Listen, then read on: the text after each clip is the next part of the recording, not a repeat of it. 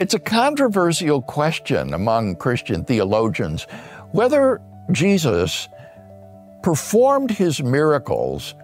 by the power of the Holy Spirit with which he was led and empowered, or whether he performed these in his own power, not as a human being, but through the power of his divine nature. Those who say that he did it through the power of the Holy Spirit emphasize the degree to which the incarnate Christ was dependent upon the Holy Spirit for his ministry and obedience, and the degree to which he had left aside those prerogatives of the divine nature that would certainly have made him able to do these miracles, but which he didn't draw upon during this so-called state of humiliation, during which he laid aside the privileges and prerogatives of the divine nature.